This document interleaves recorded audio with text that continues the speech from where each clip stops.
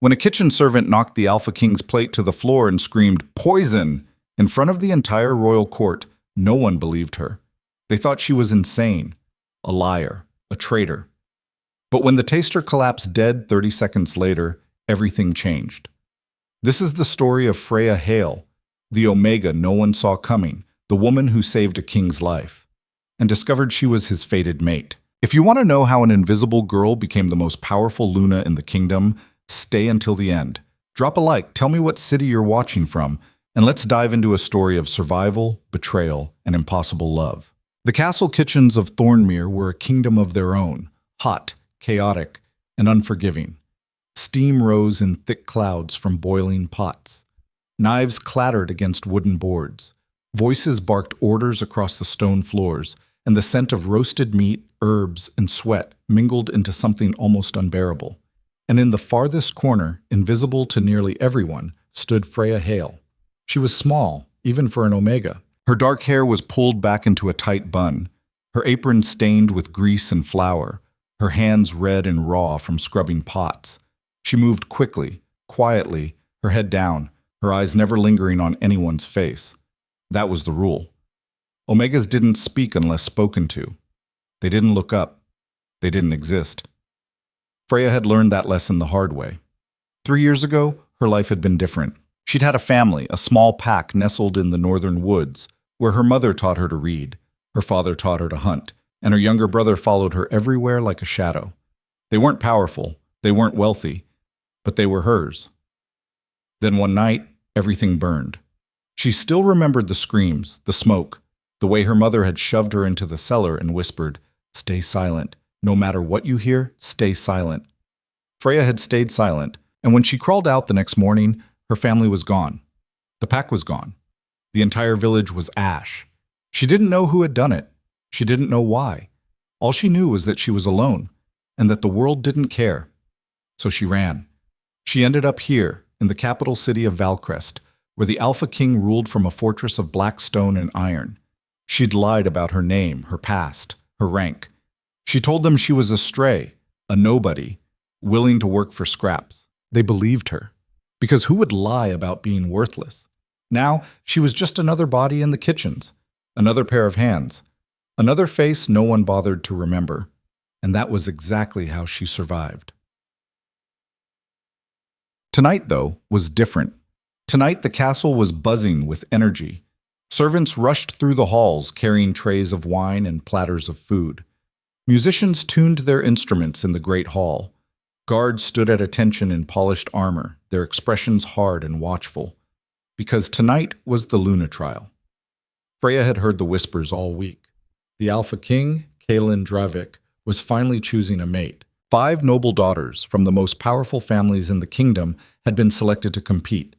They would dine with him, charm him, prove their worth, and one of them would become his Luna. Freya didn't care about any of that. The politics of wolves who lived in castles had nothing to do with her. She just needed to keep her head down, do her job, and stay out of sight. But as she carried a tray of freshly baked bread toward the main preparation table, something stopped her.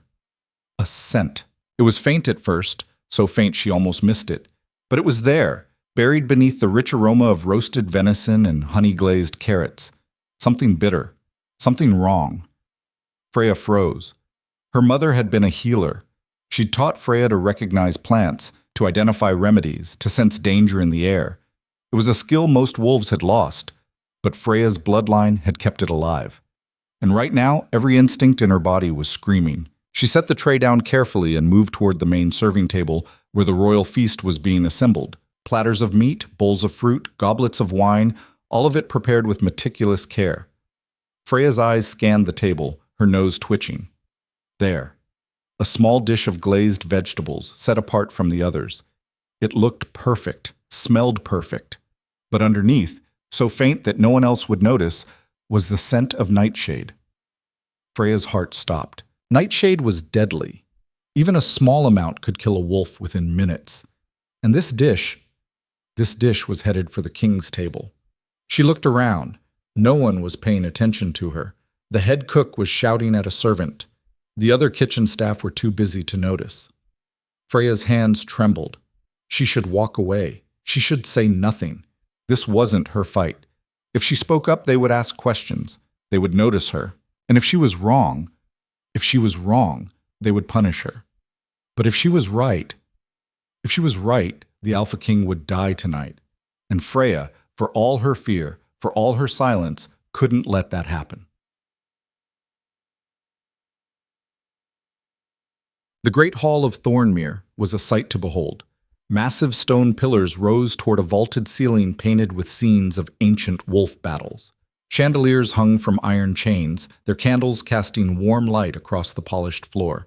Long tables stretched across the room, filled with nobles and warriors, all dressed in their finest. And at the head of it all sat Alpha King Kalen Dravik. He was everything a king should be, tall, broad-shouldered, with dark hair that fell just past his jaw, and eyes the color of storm clouds. His presence filled the room like a physical weight. When he moved, people noticed. When he spoke, they listened. But tonight, he looked tired. Kalen had never wanted to choose a mate. He'd spent years avoiding it, focusing instead on ruling his kingdom, hunting down threats, keeping his people safe. But the council had insisted. Without a Luna, they said, the kingdom was vulnerable. Without an heir, the throne was at risk. So he'd agreed. And now 5 daughters of powerful families sat at his table, each one smiling, each one eager to prove their worth. Kalen didn't care about any of them. He barely remembered their names. All he wanted was for this night to be over. "Your Majesty," said the woman to his right, Lady Cerys, daughter of Lord Varric Thorn. She was beautiful, he supposed. Golden hair, sharp green eyes, a smile that never quite reached her face. "You must try the venison. It's exquisite." Kalen nodded absently and reached for his plate. And that was when the doors to the hall burst open. Freya didn't remember running. One moment, she was standing in the kitchen staring at the poisoned dish. The next, she was sprinting through the corridors, her heart pounding, her breath ragged. She didn't have a plan. She didn't have permission. She didn't even have a reason to think anyone would listen to her. But she ran anyway. The guards at the entrance to the Great Hall tried to stop her. "Hey, stop! You can't!" Freya shoved past them. The hall fell silent. Hundreds of eyes turned toward her, this small, dirt-stained Omega in a kitchen apron, standing in the doorway like she'd lost her mind. And at the head of the table, Alpha King Kalen Dravik looked up, his expression unreadable. Freya's knees almost buckled. But then she saw it, the plate in front of him. The same glazed vegetables, the same dish. Her voice cracked as she screamed, "Don't eat that!" The hall erupted. "Who is this girl? Get her out of here! How dare she?" Freya didn't stop. She lunged forward, shoving past startled nobles, and before anyone could stop her, she grabbed the king's plate and hurled it to the ground. It shattered, food scattered across the stone floor. And the hall went deathly silent.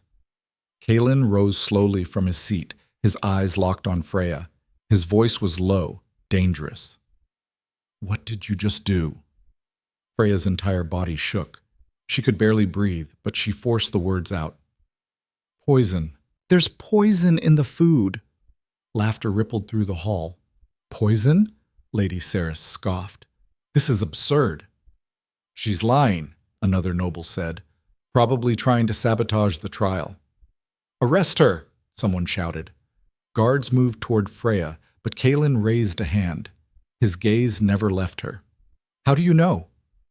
Freya swallowed hard. I can smell it. Nightshade. It's in the vegetables." More laughter. "She can smell poison?" Lord Varric Thorn stood, his face twisted in disgust. "Your Majesty, this is a farce. She's clearly delusional." Kalen didn't respond. He stared at the shattered plate, then at Freya, his expression unreadable. Finally, he spoke. "Test it." The hall went silent again. "Your Majesty," the captain of the guard said. "Test the food," Kalen repeated. "If she's lying, she dies. If she's telling the truth," his eyes darkened, "then someone in this hall just tried to kill me." They brought in a taster, a young man named Jorik, whose job it was to sample the king's food before every meal. He looked nervous as he knelt beside the scattered vegetables.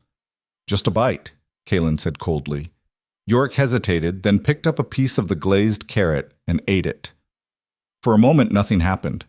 Then Yorick coughed. His face went pale. He gasped, clutching his throat, his eyes wide with terror. And 30 seconds later, he collapsed, dead. The hall exploded into chaos. Screams, shouts, nobles scrambling back from the table. And in the center of it all, Freya stood frozen, her hands still shaking. She'd been right. She'd saved the king's life. But as Kaelin's eyes locked onto hers, sharp, intense, burning with something she didn't understand, Freya realized something else. She'd just stepped into a world far more dangerous than anything she'd survived before. "Seize her," Kaelin said quietly. Freya's heart stopped. "What?" "Until we know who poisoned that food, no one leaves this hall, especially not the girl who knew it was poisoned." Guards grabbed her arms. Freya struggled. I saved you." "Or you're part of the plan," Kaelin said coldly. "Either way, you're not going anywhere." As they dragged her toward the side of the hall, Freya's mind raced. She'd saved his life, and now she was a prisoner. But as the king turned back to the hall, his voice cutting through the chaos like a blade, one thought echoed in Freya's mind. What have I done? The interrogation chamber was cold. Freya sat on a wooden chair in the center of the room, her wrists bound in iron cuffs. 2 guards stood by the door, their expressions blank. And across from her, leaning against the stone wall with his arms crossed, was the Alpha King. Kaelin hadn't said a word since they'd brought her here. He just stared at her, his eyes sharp, calculating. Freya kept her head down, her heart pounding. Finally, he spoke. "Who are you?" "Freya Hale," she whispered. "Freya Hale," he repeated slowly. "And what are you?" She hesitated. "A servant. I work in the kitchens." "Try again." Her breath hitched. I'm an Omega." Kaelin's expression didn't change. "An Omega who can detect poison." Freya nodded. "That's rare," he said quietly. "Very rare. Most wolves lost that ability generations ago." She said nothing. "So tell me, Freya Hale," Kaelin continued, his voice soft but deadly, "how does a kitchen Omega end up with a gift that belonged to the ancient healers?" Freya's throat tightened. "My mother taught me." "Your mother?" "She was a healer," Freya said quietly. "She could identify plants, remedies, poisons. She passed it down to me." "And where is she now?" Freya's voice cracked. "Dead." Kaelin's eyes narrowed. "How?" "She was killed 3 years ago. My entire pack was slaughtered." "What?" The room went silent. Kaelin straightened slowly. "Slaughtered by who?" "I don't know," Freya whispered. "I was hiding. I didn't see." He studied her for a long moment. Then, unexpectedly, he stepped closer. "Look at me." Freya hesitated. "I said, look at me." She lifted her head, and the moment their eyes met, something shifted. Kaelin's entire body went rigid. His breath caught, his pupils dilated. And Freya felt it too. A pull, a spark, a connection so sudden and overwhelming that it stole the air from her lungs. No, this couldn't be happening. Kaelin took a step back, his jaw tight. "Tell me I'm wrong." Freya's voice shook. "I don't—" "Tell me," he growled, "that I'm not smelling what I think I'm smelling." She couldn't answer, because she felt it too. The bond, the impossible, undeniable truth. Alpha King Kaelin Dravik, the most powerful wolf in the kingdom, was her mate. Kaelin turned away sharply, running a hand through his hair. "This is impossible." "I didn't—" Freya's voice broke. "I didn't know." "Of course you didn't know," he snapped, "because this doesn't make sense. You're a servant, an Omega, a nobody." The words hit like a slap. Freya's chest tightened. "I know what I am." "Do you?" Kaelin turned back to her, his eyes blazing. "Because right now you're either the girl who saved my life or the girl who's part of a conspiracy to kill me. And I don't trust easily, Freya Hale." She met his gaze, her voice steady despite the fear. "I'm not your enemy." "Then prove it." "How?" Kaelin stepped closer, his voice low. "Tell me everything. Who you are, where you came from, why you're here, and don't lie to me." Because if I find out you've been deceiving me, mate bond or not, I will end you. Freya swallowed hard, and then slowly she began to talk. She told him about her pack, about the fire, about her mother's last words. She told him about running, about hiding, about lying her way into the castle kitchens. She told him about the scent of nightshade, about her mother's teachings, about the moment she realized the king's life was in danger. And Kaelin listened. He didn't interrupt, didn't question. He just stood there, his expression unreadable, as Freya laid bare every piece of herself. When she finished, the room was silent. Finally, Kaelin spoke. "You've been here for 3 years." She nodded. "And in all that time, no one noticed you." That was the point. He let out a slow breath. "You're either the best liar I've ever met, or the unluckiest Omega in the kingdom." Freya's lips twitched, almost a smile. Probably both. Kaelin's expression softened, just for a moment. Then it hardened again. "Someone tried to kill me tonight, and whether you're involved or not, you're in danger now. Because whoever poisoned that food knows you stopped them." Freya's stomach dropped. "What do you mean?" "I mean," Kaelin said quietly, "that you just made yourself a target."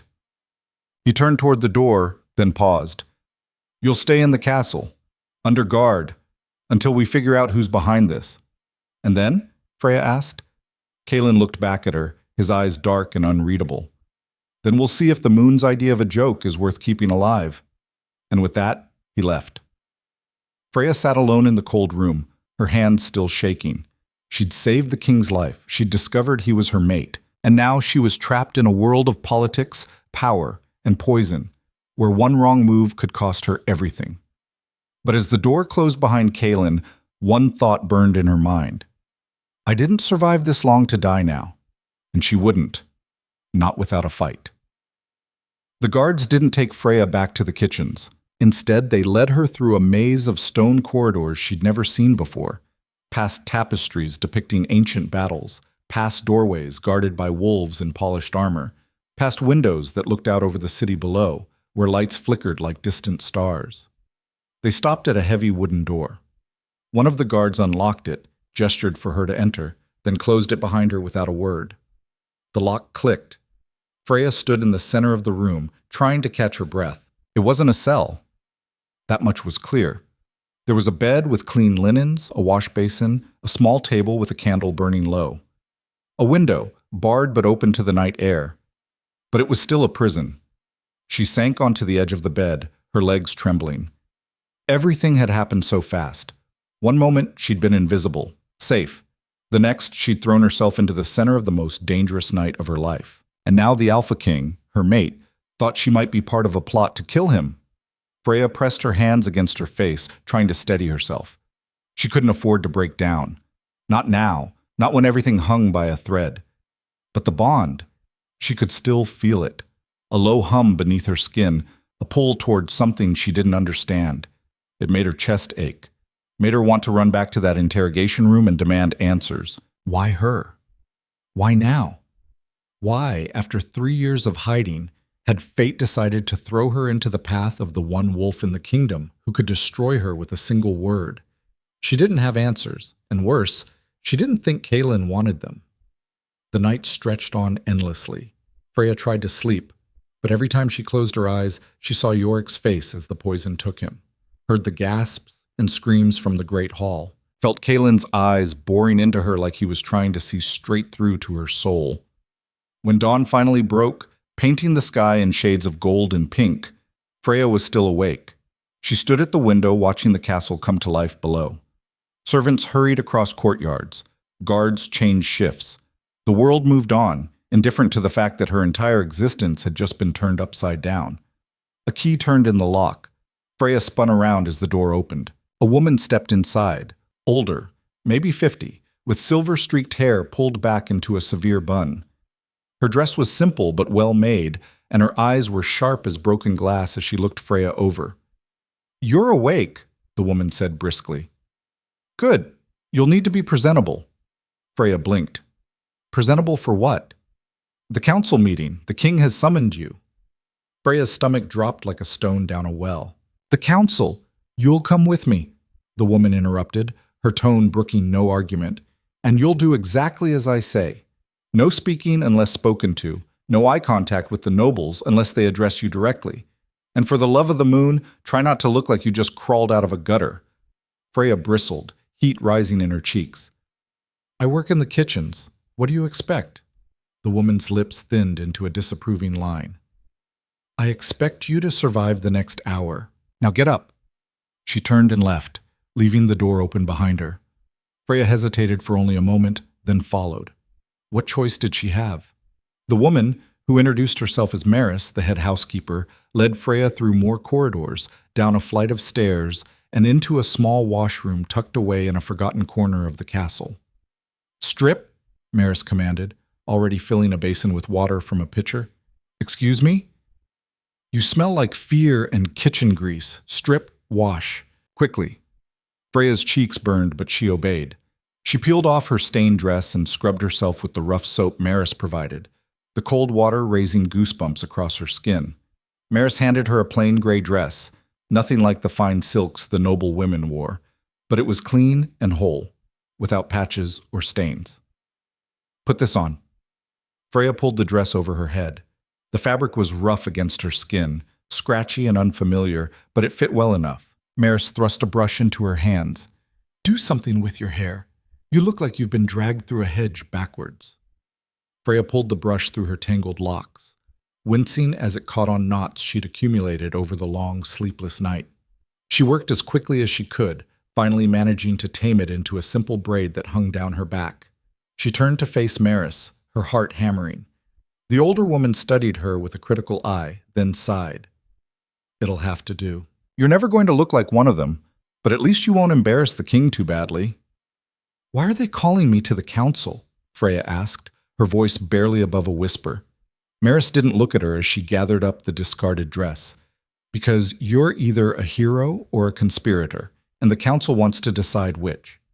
Freya's chest tightened, fear wrapping around her ribs like iron bands. And if they decide I'm a conspirator? Maris finally met her eyes, and for just a moment, something like pity flickered in her gaze. Then you won't leave that room alive. The council chamber was nothing like the Great Hall. It was smaller, more intimate, with a long table of dark wood at the center surrounded by high-backed chairs upholstered in deep crimson. Shelves lined the walls, filled with dusty books and ancient scrolls that probably hadn't been touched in decades. A fire crackled in the massive stone hearth, but somehow the room still felt cold, the kind of cold that seeped into your bones and settled there. 7 people sat at the table.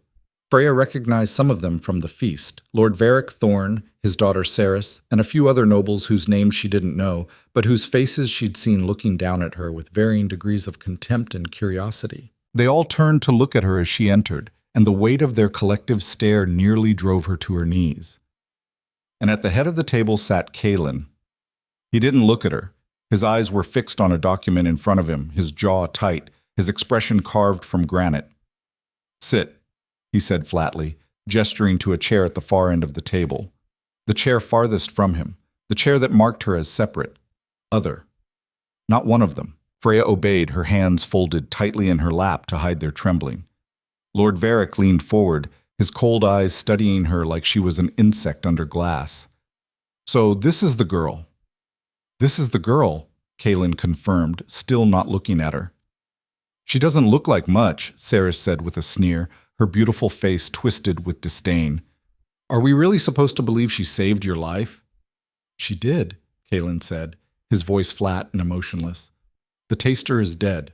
The food was poisoned. If she hadn't intervened, I would be as well. Or, Lord Varric said slowly, each word deliberate and weighted, she knew about the poison because she helped plan it. Freya's breath caught in her throat. That's absurd, another council member said, a lean man with graying hair and sharp features. If she were part of the plot, why would she expose it? Why would she risk her own neck? To gain the king's trust, Varric replied smoothly, as if the answer were obvious. To position herself as a hero while the real conspirators remain hidden in the shadows. It's a classic misdirection. Kaelin's jaw tightened almost imperceptibly. You think she's that clever? I think, Varric said, his voice taking on an edge, that we know nothing about this girl. She appears out of nowhere, disrupts the Luna trial, nearly causes a riot in the Great Hall, and suddenly we're supposed to trust her? Accept her word without question? Freya's nails dug into her palms hard enough to leave marks. She wanted to speak, to defend herself, but Maris's warning echoed in her mind. No speaking unless spoken to. Your Majesty, Sarah said softly, her voice dripping with false concern. Perhaps we should consider the possibility that she's being used, a pawn in someone else's game. She might not even realize she's part of the conspiracy. Kaelin's eyes flickered to Freya for the first time since she'd entered the room. The look was brief, assessing, giving nothing away. Is that what you are? A pawn? Freya lifted her chin, meeting his gaze directly, even though it felt like staring into a winter storm. No. Then what are you? A survivor, she said quietly, but with steel in her voice. Nothing more, nothing less, Varric scoffed, the sound harsh and dismissive. A survivor who just happened to detect a poison no one else could smell. How very convenient. My mother taught me, Freya said, fighting to keep her voice steady. She was a healer. I inherited her ability to identify plants and poisons by scent. It's not magic. It's not conspiracy. It's just something I can do. Convenient, Sarius murmured again, examining her nails as if bored by the entire proceeding. Kaelin's voice cut through the room like a blade. Enough! The table fell silent immediately. He leaned forward, his eyes locked on Freya with an intensity that made her feel naked and exposed. You claim you're innocent, that you had nothing to do with the plot to poison me. I am innocent, Freya said firmly. Then prove it. Freya's heart pounded. How? What proof can I possibly give you? Tell us who you think poisoned the food. She hesitated, her mind racing. I don't know who planned it. I only know what I smelled. Guess. I can't just guess, Kaelin repeated, his voice hard as iron, leaving no room for argument. Freya's thoughts spun frantically. She thought back to the kitchens, to the moment she'd first caught that bitter scent of nightshade hidden beneath the glaze. Who had access to the royal food? Who had been near the serving table in those crucial minutes before the feast? And then she remembered. One of the kitchen staff, a woman named Ilsa, had been acting strangely that day. Freya had noticed it at the time, but thought nothing of it. Ilsa had been nervous, fidgeting constantly, glancing toward the door every few minutes as if expecting someone. She'd knocked over a bowl of herbs and nearly burst into tears over the small accident. At the time, Freya had assumed the woman was just stressed about serving the royal feast. But now, looking back, there was a woman, Freya said slowly, carefully, in the kitchens. She was off, nervous, jumpy. I don't know her name, but she was near the serving table when the royal dishes were being prepared. Kaelin's eyes narrowed. Describe her. Tall, dark hair, almost black, maybe 30 years old. She had a scar on her left hand. Here.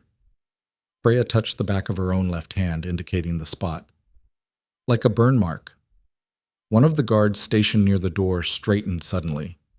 Ilsa. That's Ilsa Grain, Your Majesty. Kaelin turned to him sharply. You know her? Yes, sire. She's worked in the kitchens for about 2 years. Keeps to herself mostly. I've seen the scar she's describing. Kaelin's expression hardened. Find her, now. I want her brought to me for questioning immediately. The guard nodded and left at a near run.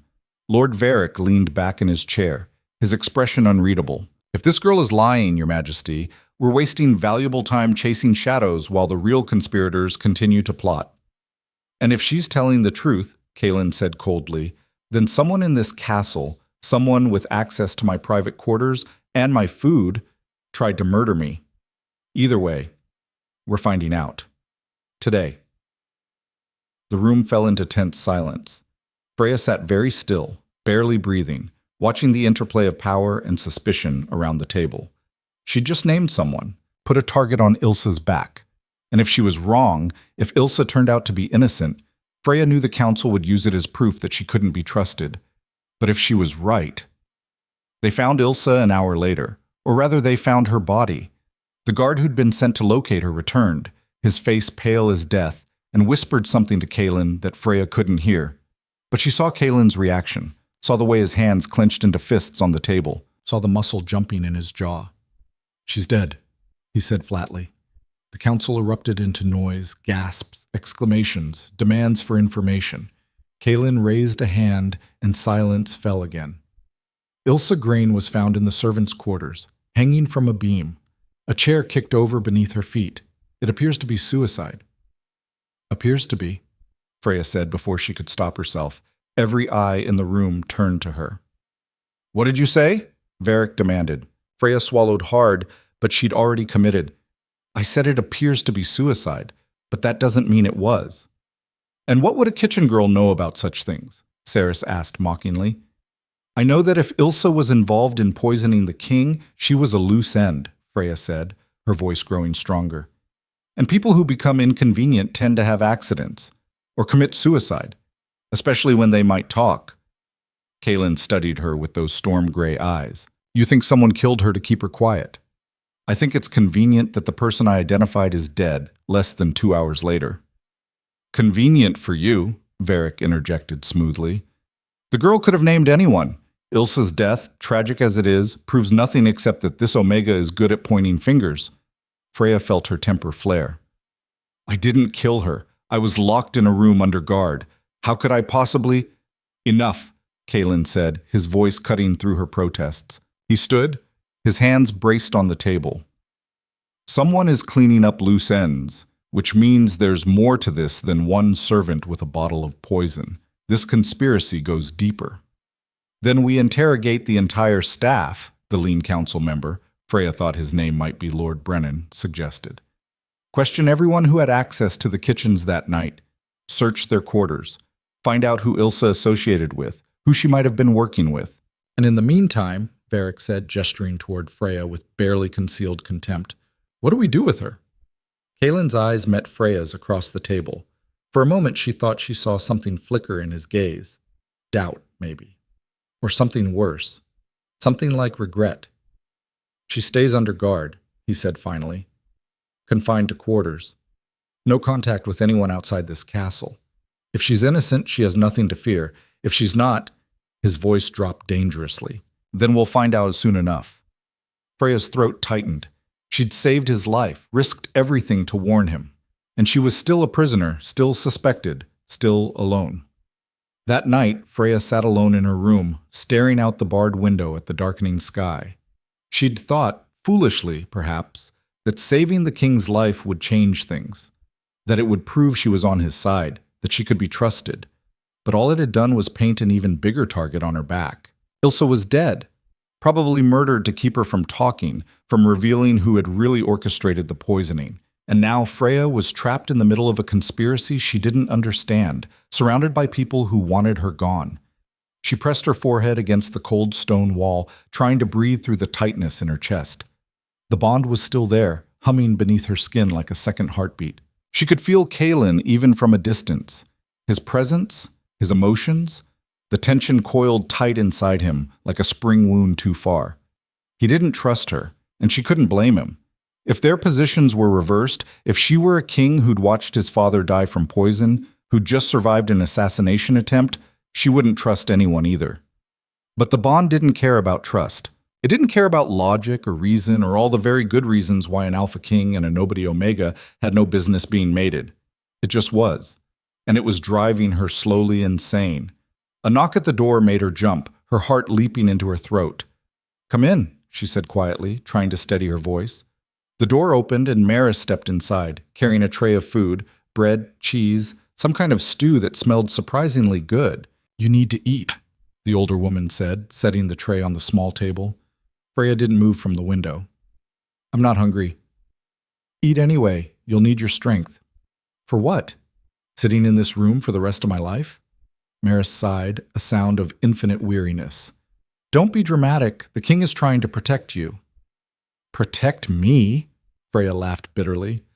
"He locked me in a room, put guards on my door, treats me like a criminal." He treats you like someone who might be in danger," Maris corrected. "There's a difference." Freya finally looked at her. "Why are you helping me?" Maris paused in the act of arranging the dishes on the tray. "I'm not helping you. I'm following orders." "The king's orders?" "Yes." Freya let out a bitter laugh. "He doesn't trust me. Why would he care if I starve? Maris's expression softened, just slightly, like ice beginning to thaw at the edges. Because despite what you think, the king isn't a monster. He's cautious, and he has every reason to be. Freya frowned. What do you mean? Maris hesitated, clearly debating with herself. Then she moved to sit in the chair across from Freya, her movements slow and deliberate. The king's father, Alpha Roran Dravik, died 5 years ago, poisoned at his own table during a celebration feast. Freya's breath caught. I didn't know that. Of course you didn't. You're a servant. We're not supposed to know anything about the private tragedies of kings? Maris's voice was dry, but there was an undertone of old pain. But I was there that night. I watched Alpha Roran collapse. Watched the healers try desperately to save him. Watched him die in agony while his son stood helpless, unable to do anything. Freya's chest tightened with unexpected sympathy. They never found out who did it, Maris continued quietly. There were suspects, of course. Rivals from other packs. Enemies from the wars. Even some of his own council members fell under suspicion. But there was no proof, no evidence. No justice. The investigation went on for months and turned up nothing. That must have been terrible, Freya whispered. It nearly tore the kingdom apart, Maris said. There were accusations, feuds. 2 noble families almost went to war over it. And through it all, young Kaelin, barely 23 at the time, had to hold everything together. Had to become king while still grieving his father. Had to learn to trust no one, because the last time he trusted, his father died. Freya looked away, blinking back unexpected tears. So when someone tried to poison Kaelin, it brought everything back, Maris finished. The fear, the paranoia, the knowledge that anyone, literally anyone, could be a threat. The king doesn't trust you not because of anything you've done, but because trusting people got his father killed. Freya was quiet for a long moment, absorbing this. I didn't know, she said finally. Of course you didn't. You're too young to remember Alpha Roran's death, and you've been hiding in the kitchens for 3 years. But now you know. Maris stood, smoothing her skirts. Now you understand what you're up against. Freya looked up at her. Then why are you telling me this? Maris met her gaze steadily. Because whether you realize it or not, you're in deeper than you think. And if you want to survive, if you want any chance of the king actually trusting you, you need to understand what drives him. What scares him? He's the Alpha King. What could possibly scare him? Losing someone else he cares about, Maris said simply. And whether he admits it or not, the bond means he cares about you, which terrifies him more than any assassin's blade. She left before Freya could respond, closing the door softly behind her. Freya sat in the growing darkness, Maris's words echoing in her mind. The bond means he cares about you, which terrifies him. She understood that feeling, because the bond terrified her too. 2 days passed in agonizing slowness. Freya remained locked in her room, with guards stationed outside her door at all hours. Maris brought her meals 3 times a day, but otherwise she saw no one, spoke to no one. She tried to sleep, but the bond kept her awake. It was getting stronger, more insistent, like a thread pulling taut between her and Kaelin. Sometimes, in the dead of night, she could have sworn she felt his emotions. Flashes of anger, frustration, something that might have been fear. She wondered if he felt it too. If he lay awake in his own chambers, fighting against the pull that wanted to drag him to her. She wondered if he hated it as much as she did. On the morning of the 3rd day, the door opened, and Kaelin stepped inside. Freya scrambled to her feet, her heart suddenly pounding so hard she thought it might break through her ribs. He looked exhausted. There were dark shadows under his eyes, and his jaw was rough with stubble he hadn't bothered to shave. His clothes were rumpled, like he'd been wearing them for days without change. We've questioned the entire kitchen staff, he said without preamble, without greeting. No one knows anything, or if they do, they're too frightened to talk. Freya swallowed hard. So what now? Kaelin crossed the room, stopping a few feet away from her, close enough that she could smell him, pine and smoke and something wild that made her wolf stir restlessly inside her. Now I need to make a decision. About me. Yes. Freya's hands clenched into fists at her sides. I didn't do anything wrong. I know, Kaelin said quietly. She blinked, certain she'd misheard. You know? I had your story verified. Sent riders to the Northern Territories. Your pack was slaughtered 3 years ago. The entire village burned to the ground. There were no survivors except you. His eyes were dark, unreadable. You've been telling the truth. About everything. Relief flooded through her, so sharp and sudden it almost hurt. Her knees went weak, and she had to lock them to keep from swaying. Then why? But, Kaelin continued, and the word hit like a hammer. That doesn't mean you're safe. Whoever poisoned that food knows you stopped them. They know you can identify poisons, and they'll come for you to tie up that loose end. The relief vanished, replaced by cold dread. So what do you want me to do? Kaelin's jaw tightened, and she saw him struggling with something internal. I want you to stay close, where I can protect you. Protect me, Freya repeated slowly, tasting the words. Or keep an eye on me? His eyes flashed with something dangerous. Both. Freya let out a shaky breath. And the bond? Are we just going to pretend it doesn't exist? She saw him flinch, just slightly. Saw the way his hands clenched and unclenched at his sides, like he was physically restraining himself from reaching for her. The bond is a complication I don't have time for, he said, his voice rough. It's not a complication, Freya said, her own voice rising despite her best efforts. It's fate. It's fate, Kaelin interrupted, his voice suddenly cold. Has a cruel sense of humor. Freya flinched as if he'd slapped her. Kaelin turned away, running both hands through his hair in a gesture of frustration. I don't know what the moon was thinking, pairing me with an Omega. A servant. Someone with no power, no connections, no ability to help me rule this kingdom. But I can't afford to be distracted right now. Someone tried to kill me. Someone in this castle, someone I probably see every day, wants me dead. And until I find out who, nothing else matters. Each word landed like a blow, and Freya felt something inside her crack. She'd known he didn't want her, known the bond was unwelcome. But hearing him say it so bluntly, so coldly, it hurt more than she'd expected. So what am I supposed to do? She asked, hating how small her voice sounded. Just wait. Hide in this room while you hunt for conspirators? Kaelin looked back at her, and for a moment his expression softened. No. You're going to help me find out who's behind this. She blinked. What? You have a gift, Kaelin said, moving closer.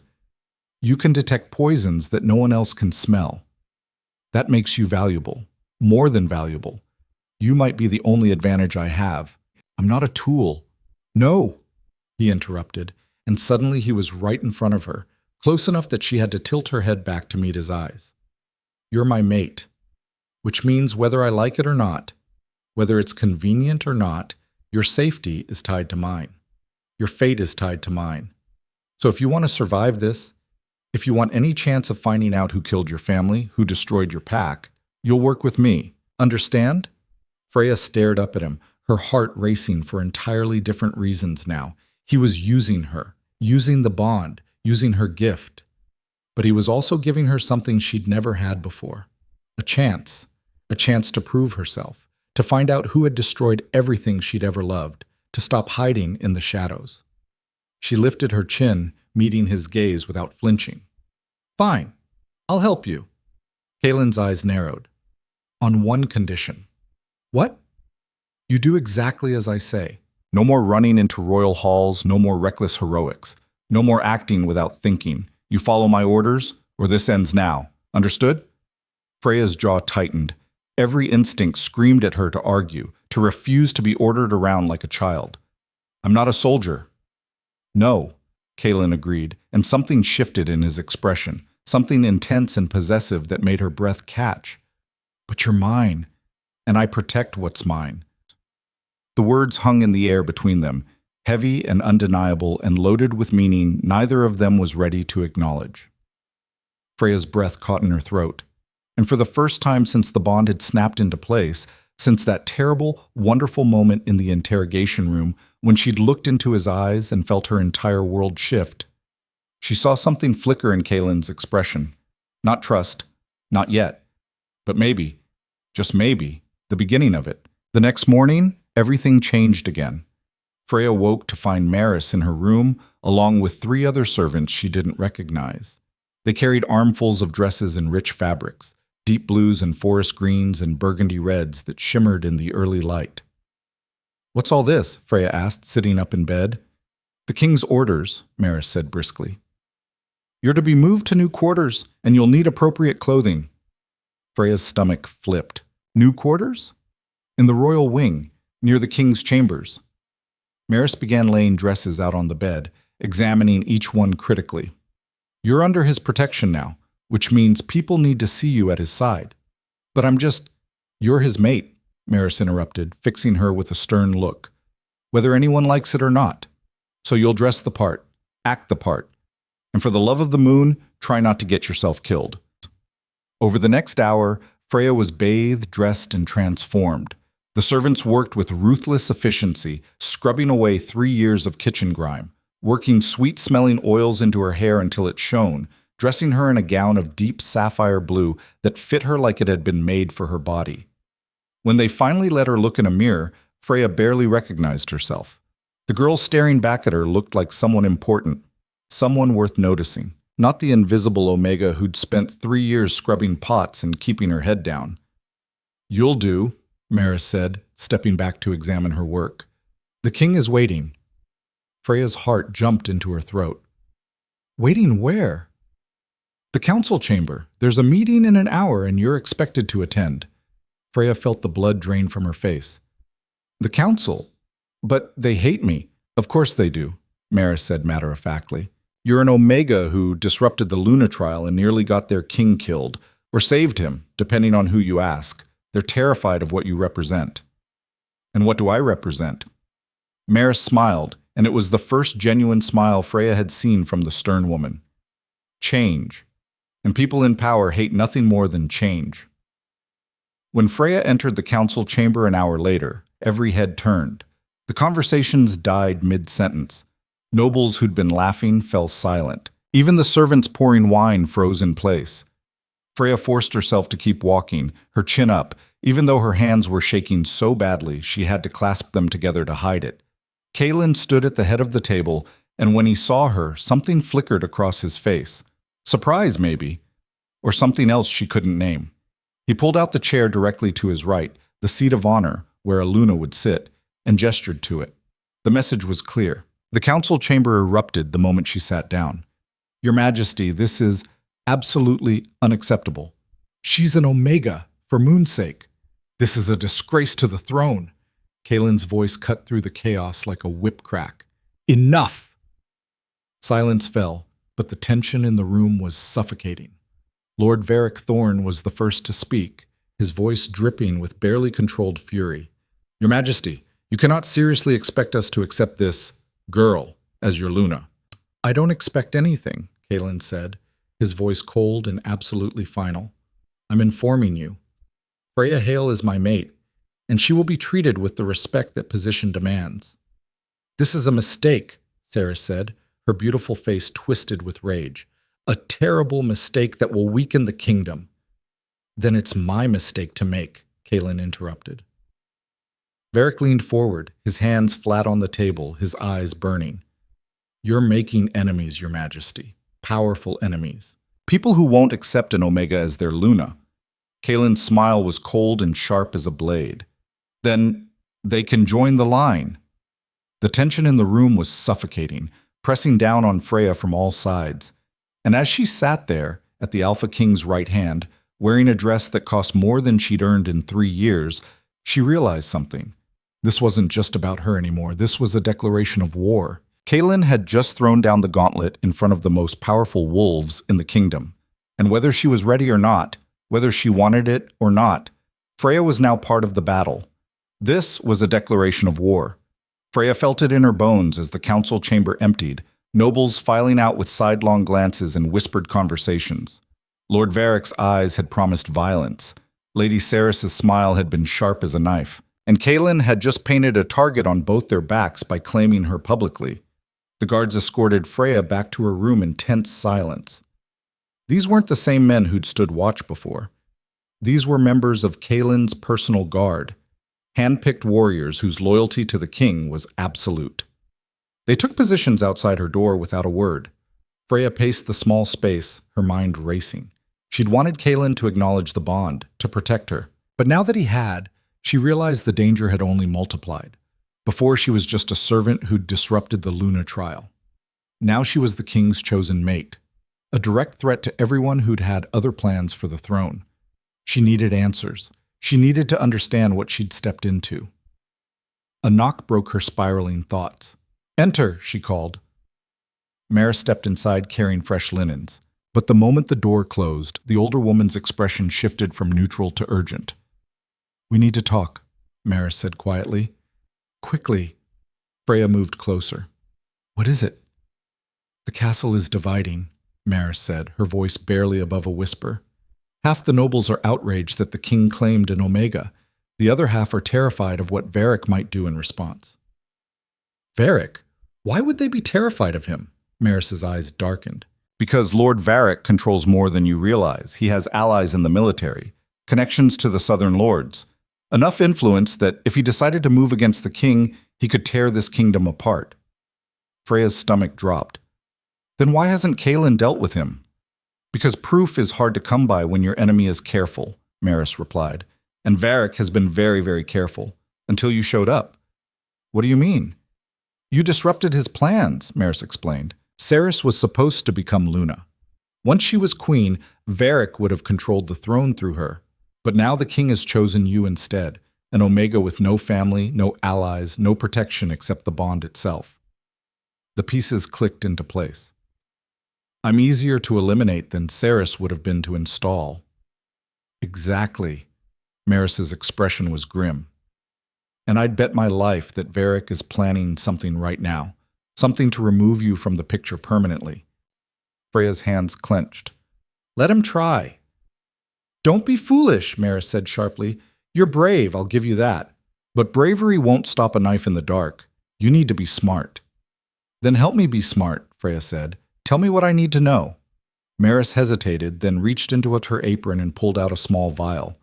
"This is nightshade extract, the same poison used in the king's food." Freya recoiled. "Why do you have that?" "Because I took it from Ilsa's quarters after she died," Maris said. "I knew something was wrong. I knew she'd been scared, but I didn't know who to trust, so I kept it hidden." "You should have told Kaelin." "And said what? That I had poison in my possession?" Maris shook her head. "They would have arrested me on the spot. No, I waited, and now I'm giving it to you." Freya stared at the vial. "Why?" "Because you're going to need proof," Maris said. "And because I think you're clever enough to use this without getting yourself killed." Before Freya could respond, voices echoed in the hallway. Angry, raised voices. Maris's eyes widened. "Hide it! Now!" Freya shoved the vial into the pocket of her dress just as the door burst open. 2 guards entered, followed by a man Freya recognized from the council. Lord Brennan, the lean councilman with graying hair. "Miss Hale," Brennan said, his tone formal but not unkind. "The king requests your presence in his private study, immediately." Maris gave Freya a meaningful look, then slipped out. Freya followed the guards through the winding corridors, her heart pounding. The vial felt like a lead weight in her pocket. When they reached Kaelin's study, Brennan knocked once and opened the door. Kaelin stood by the window, his back to them. He didn't turn when she entered. "Leave us," he said quietly. The guards obeyed, closing the door behind them. Silence stretched between them like a taut wire. Finally, Kaelin spoke. "Do you understand what you've done?" Freya's throat tightened. "I saved your life. You threw yourself into the middle of a power struggle that's been brewing for years." He turned to face her, and his expression was harder than she'd ever seen it. "You made yourself a target, and now I have to protect you whether I want to or not." The words stung more than they should have. "I didn't ask you to claim me in front of the council." "The bond doesn't give us a choice," Kaelin said harshly. "The moment I realized what you were to me, the clock started ticking. If I'd rejected you publicly, Varric would have used it against me. If I'd hidden you, someone would have found out and used it as leverage. The only move I had was to claim you outright and dare anyone to challenge me.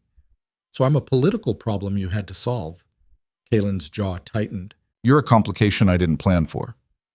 Freya lifted her chin, refusing to let him see how much that hurt. Then reject the bond.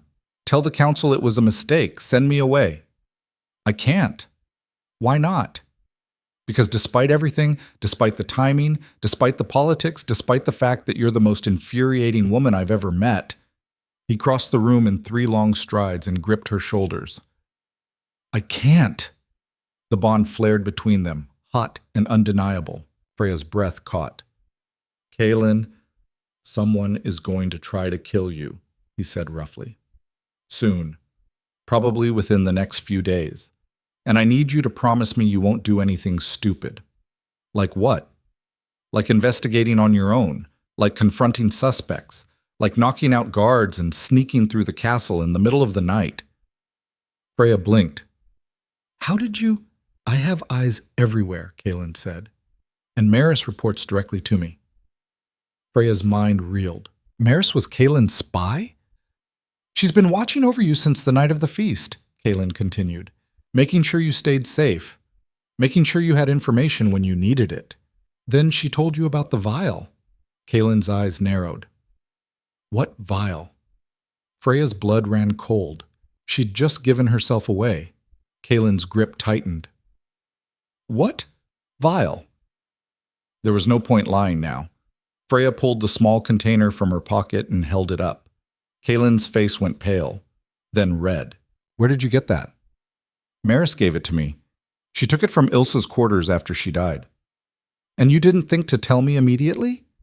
I just got it 5 minutes ago, Freya shot back. I was planning to... Planning to what? Play detective? Use it as bait? Kaelin grabbed the vial from her hand. This is evidence in a murder investigation. You could have contaminated it, destroyed any chance we had of tracing it back to...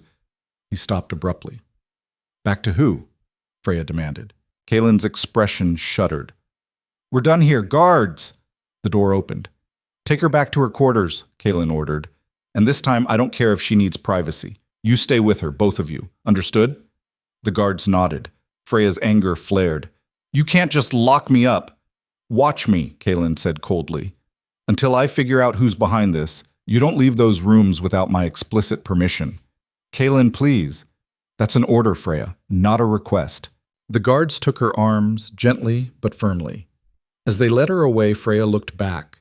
Kaelin stood in the doorway of his study, the vial clutched in his hand, his expression unreadable. And for the first time since the bond had snapped into place, Freya felt truly alone. The next 36 hours were torture. Freya was confined to her quarters with 2 guards who never left. They stood inside the room, watching her every move. When she slept, they remained awake. When she paced, they followed her with their eyes. Maris brought her meals but wasn't allowed to speak to her. The older woman's expression was carefully blank, giving nothing away. Freya felt like a caged animal. Worse, the bond was driving her insane. She could feel Kaelin's emotions through it. Flashes of anger, frustration, fear. He was close, somewhere in the castle, but she couldn't reach him. On the second night, she was lying awake when she heard voices in the hallway. Absolutely certain? Yes, Your Majesty. The poison matches. Same compound, same source. That was Lord Brennan's voice. Then we know who supplied it, Kaelin said grimly. The question is who ordered it used. Varric is the obvious suspect, but we need proof. We'll get it, one way or another. Footsteps retreated. Freya lay in the darkness, her mind racing. They'd traced the poison, which meant they were close to exposing whoever was behind the attempts on Kaelin's life, which meant whoever it was would be getting desperate. The thought had barely formed when she smelled it. Smoke. Freya sat up sharply. Do you smell that? The guards exchanged glances. One of them moved to the door and opened it. Thick black smoke billowed into the room.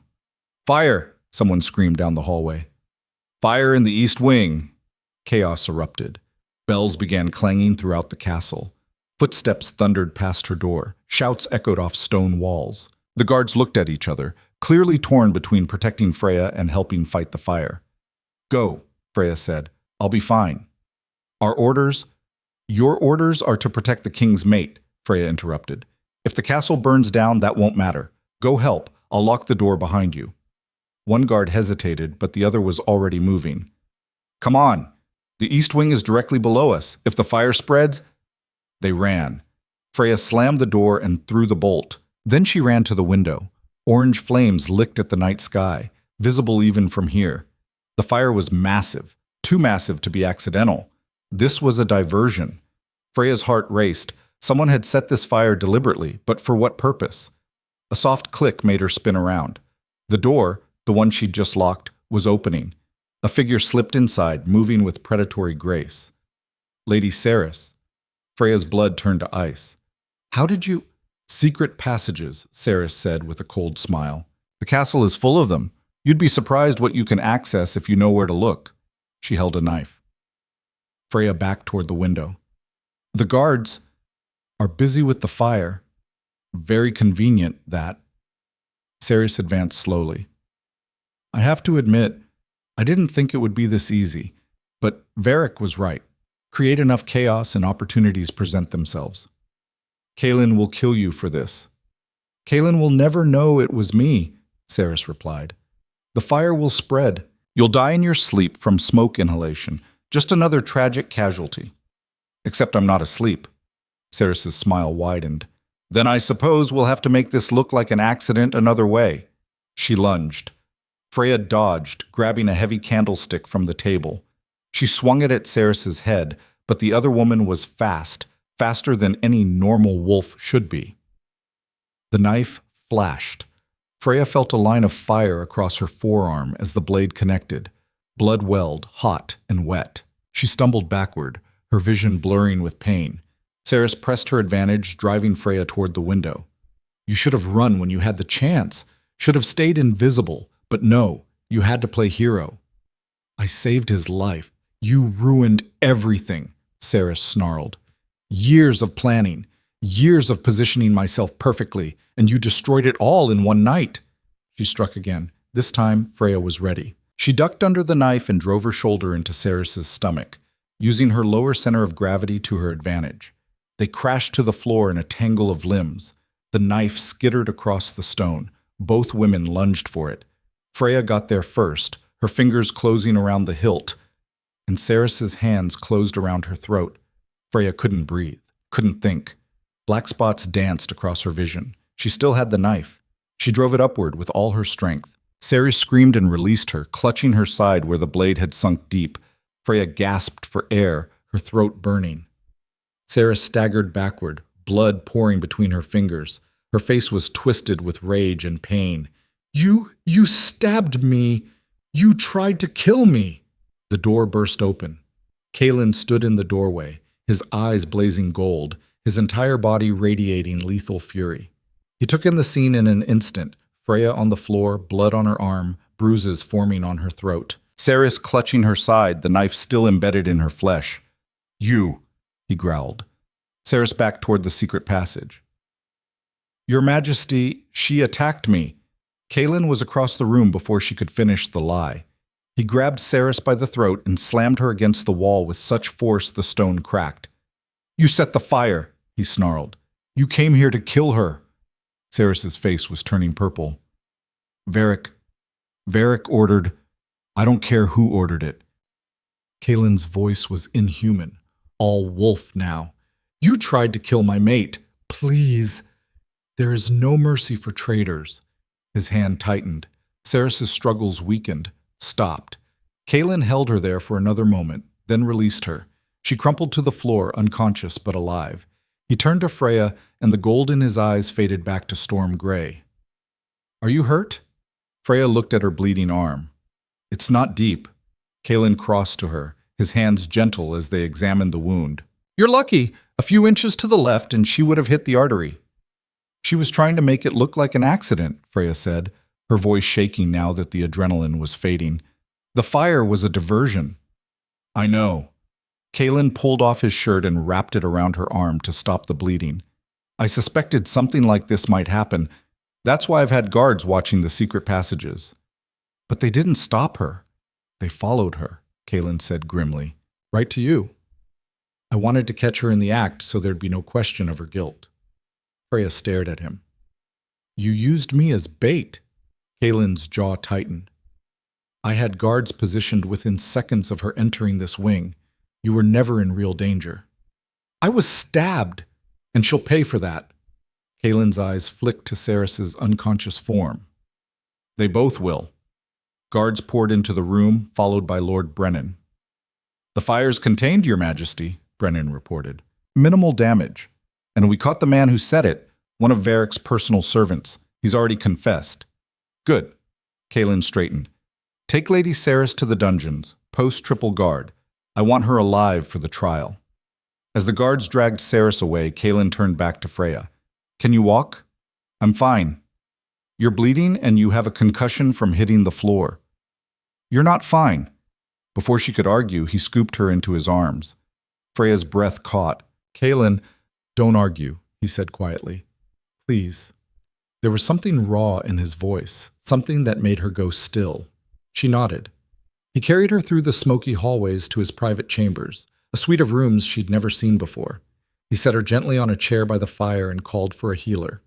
An elderly woman arrived within minutes, tisking over Freya's injuries. She cleaned and bandaged the knife wound, checked for broken ribs, and made Freya drink a foul-tasting tea that eased the pain. When the healer left, Kaelin dismissed the guards. They were alone. Freya watched him pace the room like a caged animal, his hands clenched into fists. You're angry, she said quietly. Of course I'm angry. He spun to face her. You could have died tonight. If I'd been 30 seconds later, if Cerys had been faster, but I didn't die, because you got lucky. Kaelin's voice cracked. You fought off a trained assassin with a candlestick and sheer stubbornness. That's not a strategy, Freya. That's suicide. I didn't have a choice. You always have a choice. He crossed to her, dropping to his knees so they were eye level. You could have screamed. You could have run. You could have... He stopped, his breath ragged. I can't lose you. The words hung in the air between them. Freya's throat tightened. Kaelin, I know I've been cold, he said roughly. I know I've pushed you away, but that's because I'm terrified of what you mean to me. I've spent 5 years keeping everyone at a distance because trust gets people killed, but you're inside my walls whether I want you there or not. Is that such a bad thing? Yes, he said, because now I have something to lose. Freya reached out and cupped his face. You're not going to lose me.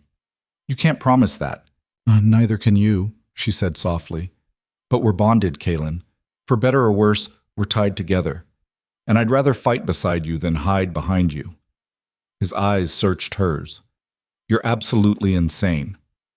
Probably, she agreed. And then he kissed her. It wasn't gentle. It was desperate, fierce, all the fear and fury of the night pouring into that single point of contact. Freya kissed him back with everything she had, her hands tangling in his hair, the bond blazing between them like wildfire. When they finally broke apart, both breathing hard, Kaelin rested his forehead against hers. We're going to end this, he said. Tomorrow, we finish what they started. How? His smile was cold and dangerous. By giving Varric exactly what he wants. Freya's heart raced. What does that mean? It means, Kaelin said, that you're going to help me set a trap, and Varric is going to walk right into it. The next morning, a proclamation went out across the castle. The king would formally announce his Luna at a grand feast 3 nights hence. All nobles were required to attend, all council members, all allies of the crown.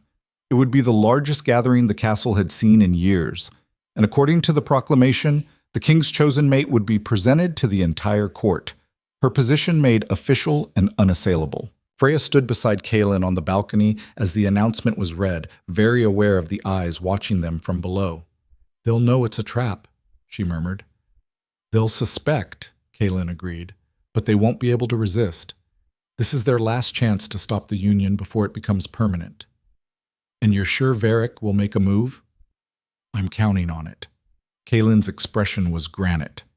He's desperate now.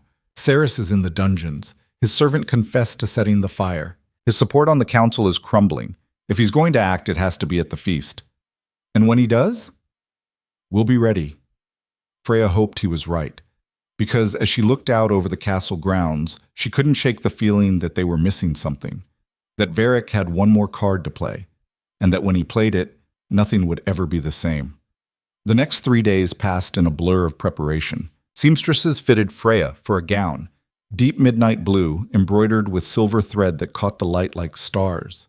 It was the most beautiful thing she'd ever worn. Maris taught her the formal protocols, how to walk, how to bow, how to address the nobles who would be scrutinizing her every move, and Kaelin drilled her on the plan. The feast would proceed normally until the formal announcement. Then, at the moment Kaelin claimed her as his Luna, Varric would strike. Kaelin's guards would be positioned throughout the hall, ready to intercept any threat. It was a good plan, almost too good. On the night of the feast, Freya stood in her chambers, staring at her reflection. The woman in the mirror looked nothing like the kitchen servant who'd knocked a plate from the king's hand. She looked regal, powerful, like someone who belonged at the Alpha King's side. But inside, she was still just Freya, still the girl who'd lost everything and learned to survive in the shadows. A knock at the door. "Come in," she called. Kaelin entered and stopped. His eyes swept over her, dark and intense. "You look ridiculous," Freya supplied nervously. "Breathtaking," he corrected. Heat flooded her cheeks. He crossed the room and took her hands. "Are you ready?" "No," she admitted. "But I'll do it anyway." Kaelin smiled, a real smile, warm and genuine. "That's my mate." He offered his arm. Freya took it, and together they walked toward the great hall, toward the feast that would either cement their bond or destroy them both. The hall was packed. Every noble in the kingdom seemed to be there, dressed in their finest, jewels glittering in the candlelight. The tables groaned under the weight of the feast, roasted meats, fresh bread, wine flowing like water. And at the center of it all, the high table where Kaelin and Freya would sit. Lord Varric was already there, his expression pleasant but his eyes cold as they tracked Freya's entrance. Freya felt her skin crawl. Kaelin led her to her seat, his hand never leaving hers. The feast began. Course after course was served. Nobles laughed and drank, musicians played. On the surface, everything seemed perfect, but Freya couldn't shake the tension coiling in her gut. Something was wrong. She scanned the hall, looking for anything out of place. The guards were positioned exactly where Kaelin had said they'd be. The servants moved with their usual efficiency. Everything looked normal. But it didn't feel normal. Beside her, Kaelin stood, raising his goblet. The hall fell silent. "My friends," he said, his voice carrying across the room. "Tonight, we celebrate not just a feast, but a future.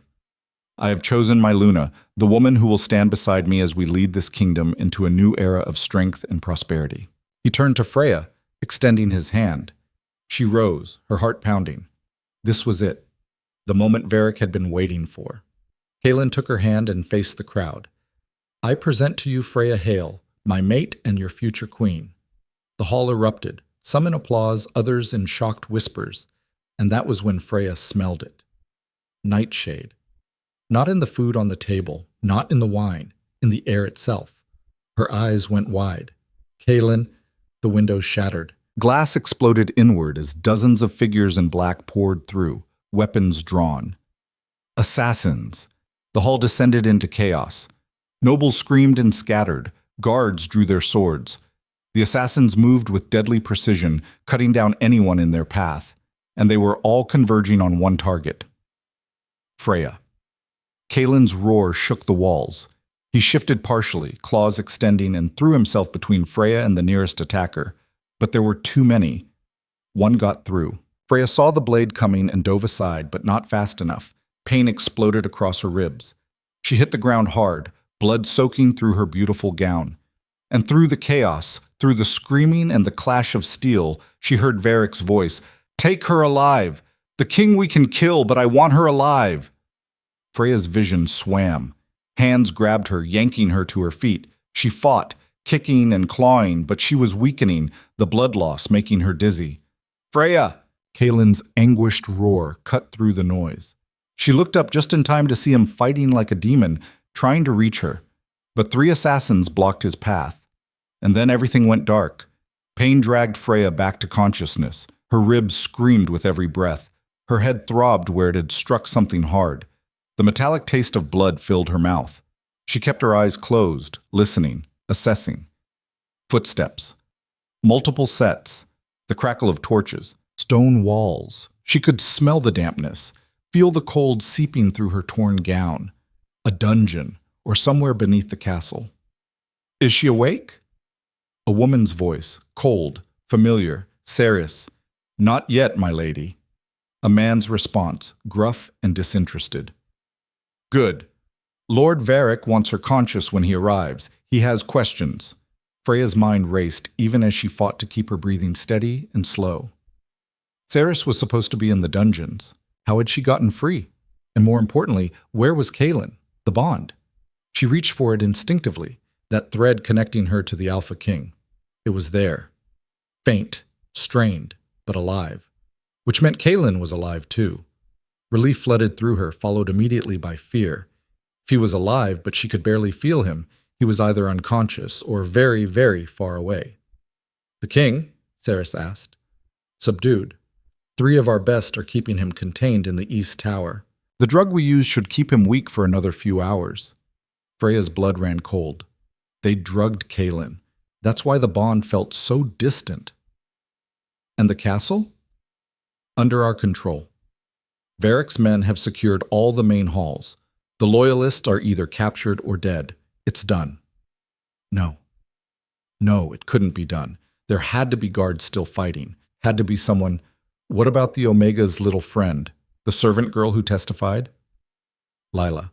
Freya's eyes snapped open before she could stop herself. Cerys stood over her, a cruel smile curving her lips. Ah, there you are. Freya tried to sit up, but chains rattled.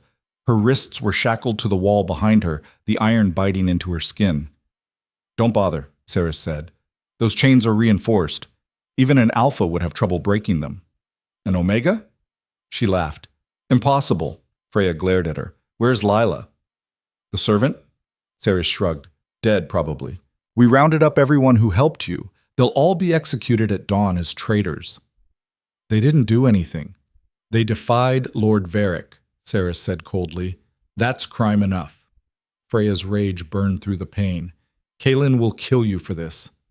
Kaelin is drugged and chained in a tower with a knife to his throat, Cerys replied. He's not killing anyone. In fact, by this time tomorrow, he'll be dead. And Varric will be king. The council will never accept that. The council will accept whatever we tell them to accept, Cerys snapped. Half of them are already in Varric's pocket. The rest will fall in line or join you in the grave. She turned to leave, then paused. Oh, and Freya, Varric has special plans for you. Something about making an example. I'd rest while you can. The door slammed shut. Freya was alone in the darkness. She tested the chains immediately, pulling with all her strength. Cerys was right. They didn't budge. The iron was thick, the bolts driven deep into the stone wall. But Freya hadn't survived 3 years of hiding by giving up easily. She examined her surroundings. The cell was small, maybe 8 feet by 8 feet. A single torch burned in a bracket outside the bars. The floor was damp stone, scattered with old straw. Her gown was ruined, the beautiful fabric torn and stained with blood. The wound in her ribs had stopped bleeding, but every movement sent fresh pain lancing through her side. Think, she was an Omega. Physically weaker than Alphas, weaker even than most Betas. In a straight fight, she'd lose. But her mother had taught her something important. Strength wasn't just physical. Freya closed her eyes and focused on her breathing, on the scents around her. Torch smoke, damp stone, old blood, and something else, something faint beneath it all. Nightshade. She'd smelled it in the Great Hall, in the air itself. But that didn't make sense. Nightshade had to be ingested to be lethal, and she'd been careful not to eat or drink anything. Unless. Freya's eyes snapped open. The wine. Not the wine at the high table, but the wine being served to the guards. She'd seen servants moving through the hall with trays, offering drinks to the men stationed along the walls. Varric hadn't just brought assassins, he'd poisoned the king's own guards. That's how they'd taken the castle so easily. Half the defenders had been compromised from the start. Freya's mind raced. If she was right, if the guards had been drugged, then some of them might still be alive. Weak, disoriented, but alive, including the ones loyal to Kaelin. She needed to get out of this cell, needed to find them, needed to... The door opened again. Lord Varric entered, flanked by 2 guards. He looked different than he had at the feast. His fine clothes were spattered with blood, his expression coldly triumphant. "Miss Hale," he said pleasantly, "I do hope you're comfortable." Freya said nothing. Varric tisked. "No sharp retort, no defiant speech? I'm disappointed. I expected more fire from the girl who disrupted my carefully laid plans." "You failed," Freya said quietly. "Kaelin is still alive." "For now," Varric agreed, "but the night is young, and I have so many questions before I allow him to die." He pulled up a wooden stool and sat, studying her like a curious predator. "Tell me, how did you know? About the poison at the feast? What gave it away?" Freya's jaw tightened. "I'm not telling you anything." "Oh, I think you will." Varric nodded to one of the guards. The man stepped forward and backhanded Freya across the face. Her head snapped to the side, stars exploding across her vision. Blood filled her mouth. "That was for being difficult," Varric said calmly. "The next one will be worse. Now, how did you detect the poison?" Freya spat blood at his feet. "Go to hell!" The guard raised his hand again, but Varric stopped him with a gesture. "Interesting," he murmured. "You're tougher than you look. But everyone breaks eventually, Miss Hale. Everyone." He leaned closer. "Did you know your mother had the same gift? The ability to detect poison by scent. It's quite rare. She used it to help her pack avoid tainted food, contaminated water. Made them very hard to kill." Freya's blood turned to ice. "How do you know about my mother?" Varric's smile widened. "Because I'm the one who had her killed." The world stopped. Freya couldn't breathe, couldn't think. "Your little pack in the northern woods," Varric continued conversationally. "They discovered something they shouldn't have. A shipment of nightshade I was smuggling through their territory. Your father tried to be clever, tried to blackmail me for safe passage." "You're lying," Freya whispered. "I'm really not." Varric stood, pacing the small cell. "I couldn't have them talking, so I sent men to eliminate the problem. They were supposed to kill everyone, but apparently you survived." Tears burned Freya's eyes. "You killed my family over smuggling roots?" "I killed them because they were in my way," Varric corrected. "Just like you are now. The difference is, you're more useful alive. At least for a little while.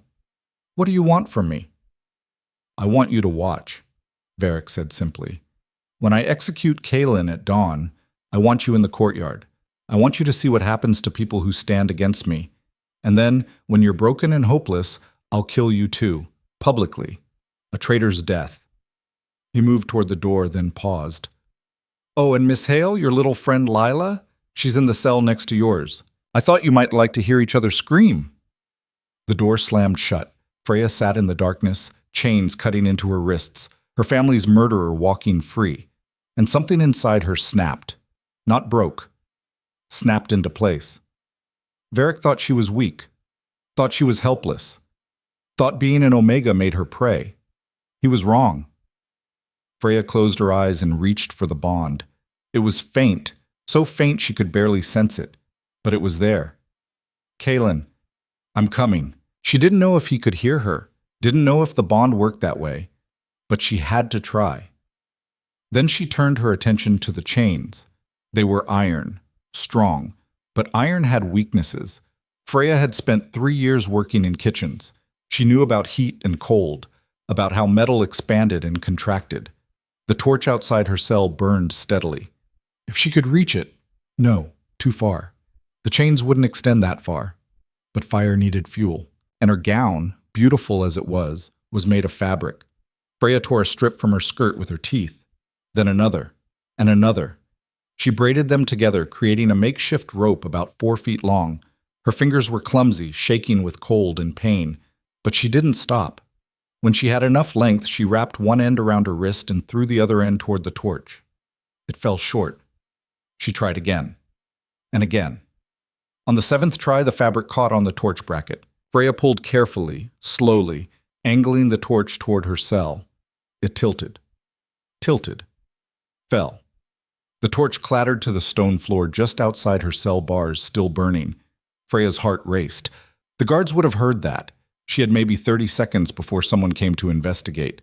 She grabbed more fabric from her gown and fed it through the bars, catching it on fire. Then she pulled the burning fabric back and pressed it against the chain links where they met the wall. The metal began to heat. Not enough. Not fast enough. Footsteps in the corridor. Freya grabbed the chains with her bare hands, ignoring the searing pain as the heated metal burned her palms, and pulled with every ounce of strength she possessed. The door opened. A guard stood there, staring at the fallen torch. What the? The chain bolt snapped. Freya lunged forward, still shackled, but no longer attached to the wall. She swung the length of chain like a whip, catching the guard across the face. He went down hard. Freya was on him in an instant, her hand scrabbling for his belt. She found a ring of keys, grabbed them, and rolled away as a second guard entered. This one was faster. He drew his sword and slashed at her. Freya dodged, barely, and threw the chain at his legs. It tangled, and he stumbled. She drove her shoulder into his chest, using his momentum against him. He crashed into the wall. Freya grabbed his dropped sword. It was too heavy, too unwieldy for her, but she didn't care.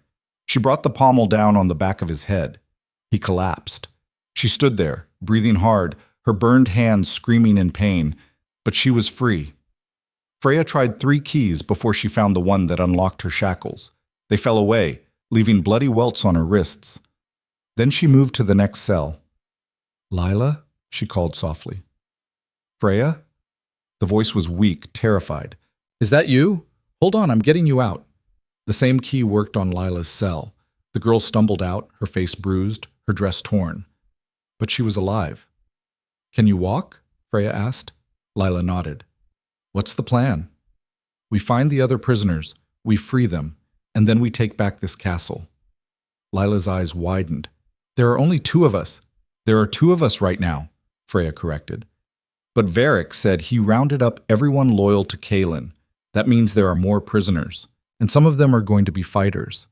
She handed Lila one of the fallen guard's daggers. "Can you use this?" "I worked in kitchens for 5 years. I know how to handle a knife." Freya smiled grimly. "Good. Stay close." They moved through the dungeon corridors, unlocking cells as they went. Most held servants, terrified and confused. But in the 4th cell, they found one of Kaelin's personal guards, a massive beta named Thorn. "Miss Hale?" he rasped. "How did you—" "No time. Are you strong enough to fight?" Thorn looked at the keys in her hand, then at the unconscious guards behind her. A fierce grin split his battered face. "For my king. Always." They freed 6 more guards, 3 castle servants who knew how to fight, and in the deepest cell, Maris. The older woman looked like she'd been beaten, her face swollen, one eye blackened, but her eyes were sharp and clear. "Maris," Freya breathed, "I thought that Varric had me killed." Maris spat blood. "He tried, but I'm harder to kill than I look." "How many men does Varric have?" Freya asked. "Maybe 40 inside the castle," Maris replied. "Another 20 outside the walls. But most of the castle guards were drugged, not killed. If we can wake them, get them organized." "We will," Freya said. "But first, we need to free Kaelin." Thorn nodded. "The East Tower. That's where Varric said they were keeping him." "How many guards?" 3 at minimum, possibly more." Freya looked at her ragtag group. They were injured, exhausted, poorly armed, going up against trained fighters in a fortified position. The odds were terrible, but they were all she had. "Here's what we're going to do," Freya said. "Maris, take the servants and anyone who can't fight. Get to the kitchens. There are knives there, fire, things we can use. Cause as much chaos as you can. Make Varric's men think there's a full uprising." "And you?" Maris asked. "I'm going to get the king." Thorn stepped forward. "With respect, Miss Hale, you're injured and barely armed. Let me—" "No," Freya interrupted. "Varric's men know you. They'll be watching for the king's guards trying to rescue him. They won't be watching for an Omega." Understanding dawned in Thorn's eyes. "You're going to use their assumptions against them." "Exactly." Freya grabbed a servant's cloak from one of the freed prisoners and wrapped it around her shoulders, hiding her ruined gown. "I'll get close. Free him, and then we fight our way out together." "That's insane," Lila said. "It's all we've got." Maris gripped Freya's shoulder. "The old servant passages. There's one that leads directly to the East Tower. It's hidden behind a tapestry on the 2nd floor." "Show me." They moved through the castle like ghosts, using the secret passages Maris knew by heart. Twice they heard guards passing nearby, but they stayed hidden, silent. Finally, they reached the second floor. Maris pulled back a tapestry depicting an ancient battle, revealing a narrow door. "Through there," she whispered. "It comes out in a storage room adjacent to the tower stairs. But Freya, be careful. Varric wants you alive, but his men might not know that." Freya nodded. "If I'm not back in 20 minutes, we'll burn this whole damn castle down to get you out," Thorn said grimly. Freya slipped through the door. The passage was dark, narrow, suffocating. She felt her way along the stone walls, her burned hands throbbing with every touch. After what felt like an eternity, she found another door. She pressed her ear against it, listening. Nothing. She eased it open. The storage room was small, cluttered with old furniture and dusty crates. Light filtered under the far door, the entrance to the tower stairs. Freya crept to it and peered through the crack. 2 guards stood at the base of the stairs, armed with swords and crossbows. She couldn't fight them head-on. Not injured, not alone. But she didn't have to. Freya grabbed a wooden crate and threw it across the room. It crashed into a shelf, sending pottery shattering to the floor. "What the hell was that?" one guard muttered. "Check it out." One guard moved into the storage room, sword drawn. Freya waited behind the door, barely breathing. The guard stepped past her. She drove the stolen dagger into the back of his knee. He screamed and went down. Freya grabbed his sword as he fell and rolled away as the second guard burst through the door. This one was faster. He blocked her first strike, his blade catching hers with a shower of sparks. Freya was weaker, slower. Every movement sent pain shooting through her ribs, but she was fighting for Kaelin, for Lila, for everyone Varric had killed, for her family. She feinted left, then drove the sword point into the guard's shoulder. He howled and dropped his weapon. Freya kicked it away and pressed her blade to his throat. "How many guards upstairs?" she demanded. 2, he gasped, plus the one watching the king. "Keys." He handed them over with shaking hands. Freya knocked him unconscious with the sword pommel and took the stairs 2 at a time. The door at the top was locked. She tried 4 keys before finding the right one. The door swung open. Inside was a circular room, sparsely furnished. 2 guards stood near the window, their backs to her. And chained to the far wall, his head hanging, blood crusted on his face, Kaelin. The bond surged, stronger now that she was close. "Freya," his voice echoed in her mind, weak but alive. "What are you doing?" "Saving you," she thought back. "Hold on." The guards hadn't noticed her yet. Freya grabbed a heavy candlestick from the table near the door and hurled it at the nearest guard's head. It connected with a sickening crack. The second guard spun, reaching for his sword. Freya was faster. She drove her dagger into his side, twisting. He collapsed. She ran to Kaelin, her hands shaking as she fumbled with the keys. "Freya," he rasped. "You shouldn't be here. It's a trap." "I know." She found the right key and unlocked his chains. "But I'm not leaving you." Kaelin slumped forward. She caught him, staggering under his weight. He was drugged, beaten, barely conscious, but alive. "Can you walk?" she asked. "I can fight," he growled, though his legs shook. "Good. Because we're about to have company." Footsteps thundered up the stairs. Varric's voice echoed from below. "Kill the guards! Find the Omega! She's here somewhere!" Freya looked at Kaelin, at the door, at the window. They were 3 stories up, no way down except through Varric's men. And then she saw it. A rope. Coiled in the corner, probably used by the guards to lower supplies. It wasn't long enough to reach the ground, but it might get them to the second floor. And from there... "Do you trust me?" she asked Kaelin. He met her eyes. "With my life." "Good." Freya grabbed the rope and tied it to the iron bracket bolted into the wall. Then she pushed the window open. Varric burst through the door, flanked by a dozen armed men. He stopped when he saw them. Saw the open window. The rope. "No," he snarled. "No!" Freya smiled at him. "You were wrong about me, Varric.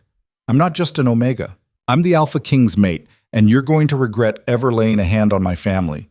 She grabbed Kaelin and jumped.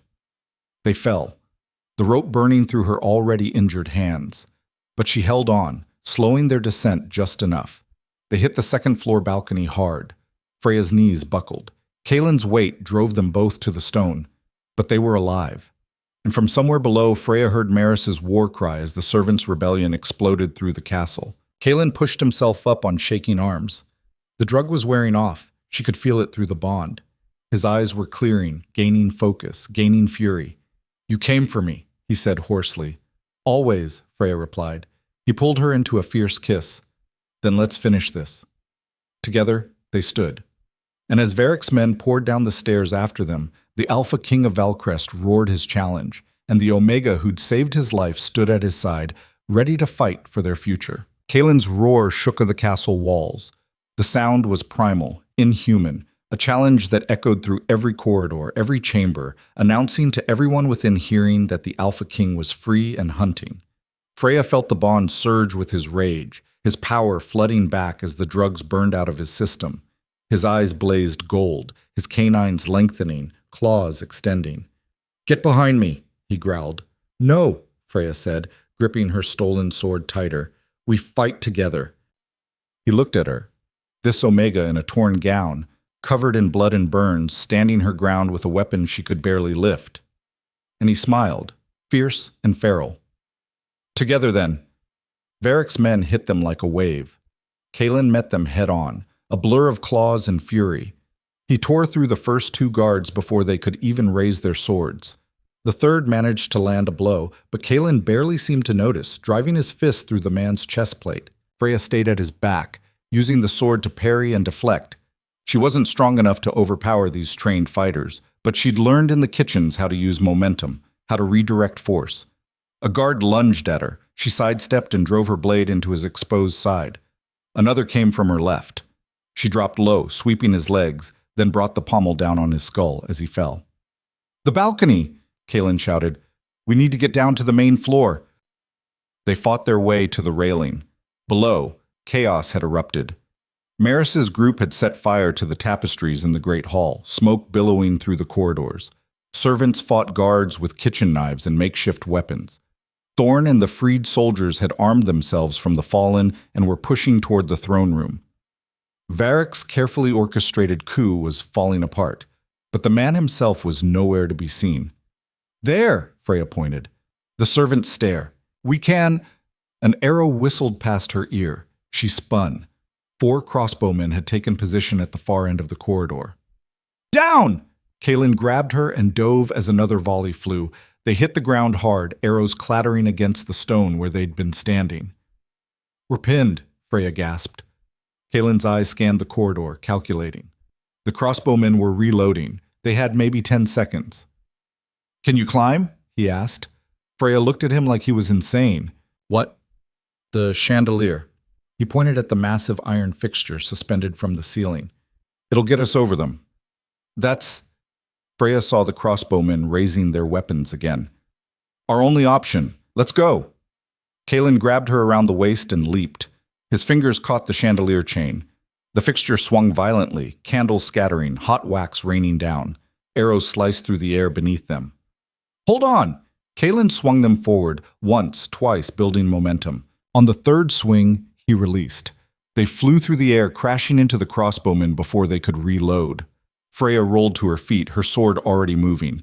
She caught one guard across the throat. Kalen snapped another's neck with his bare hands. The remaining 2 fled. "This way," Kalen said, pulling Freya down the servant's stair. "We need to reach the throne room before Varric rallies his forces." They descended 3 flights at a dead run, emerging into the main corridor just as a group of Varric's soldiers rounded the corner. "There! The king!" Steel rang on steel as Kalen engaged them, his movements brutal and efficient. He was wounded, exhausted, still recovering from the drugs, but he fought like a demon, cutting through trained warriors with terrifying precision. Freya stayed close, guarding his back, her sword work growing more confident with each exchange. She was learning, adapting, finding the rhythm of battle. A guard broke through, his blade aimed at Kalen's exposed side. Freya intercepted him, their swords clashing. He was stronger, forcing her back step by step. "Pathetic," he sneered. "An Omega Plane soldier."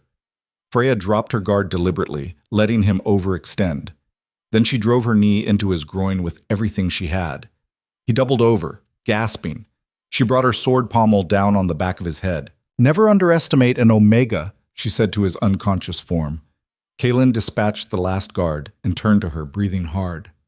Blood streaked his face, his clothes torn and soaked, but his eyes were clear, sharp, focused. "You're learning," he said. "I had a good teacher." "I never taught you that move." Freya smiled grimly. "That was 3 years of kitchen work. You learn to defend yourself when you're invisible."